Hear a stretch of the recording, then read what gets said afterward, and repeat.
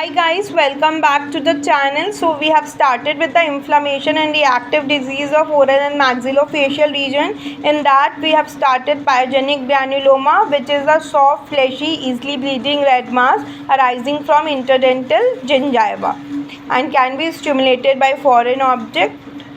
Okay, we'll be continuing the histopath part today. Histopathology. It consists of exuberant granulation tissue, marked proliferation of endothelial cell, capillary channels which are dilated, and obviously they are lined by endothelial cell. May contain neutrophils. Sometimes a prominent lobular arrangement, also classified as lobular hemangiomas. So sometimes when there is lobular arrangement seen in pyogenic granuloma, it is known as lobular hemangioma. Now stroma is fibrillar and often edematous. Inflammatory cells, neutrophils, lymphocytes and plasma cells are present. Evidence of fibrosis indicating a reparative phase. The so-called pregnancy tumor is nothing more than a pyogenic granuloma that appears to arise more readily in a hormonally primed gingiva.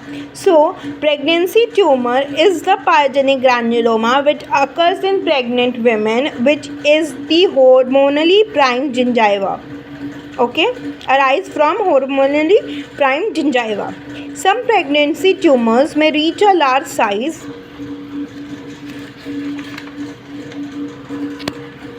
and persist for up to 6 months after delivery. The pulp polyp is also a pyogenic granuloma that occurs in children or young adults with open caries lesion and large pulp openings that have a rich vascular supply, mainly primary molars and permanent first molar. So pulp polyp and pregnancy tumor both are pyogenic granuloma. The pregnancy tumor is seen obviously in pregnant women and they can persist for 6 months after pregnancy, and pulp polyp is seen in children or young adults. Now coming to the treatment. It should be excised with 2 mm margin at its clinical periphery. Any foreign body, calculus or defective restoration should be removed as part of excision.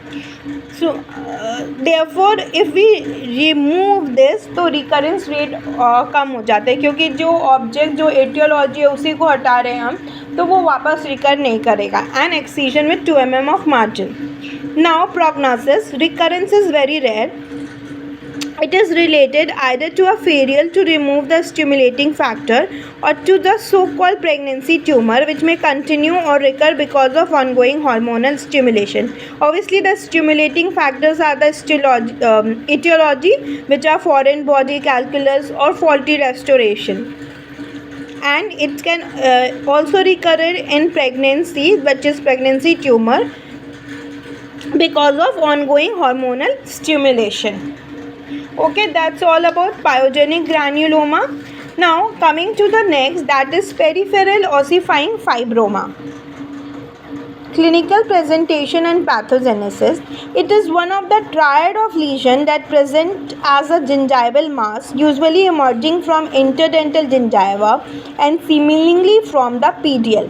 Okay, what are the triad it is talking about? It is talking about the pyogenic granuloma, the peripheral ossifying fibroma and peripheral giant cell proliferation. So all these three lesions arise or present as a gingival mass, or it is the exophytive growth of soft tissue, that is gingiva, and it usually emerge from interdental gingiva and some from pedial. Pyogenic granuloma specifically emerge from interdental gingiva only.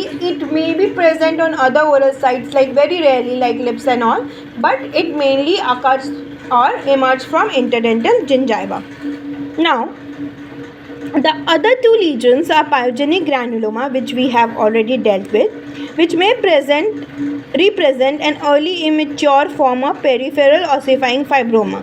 So we can say that pyogenic granuloma is an early immature form of the peripheral ossifying fibroma.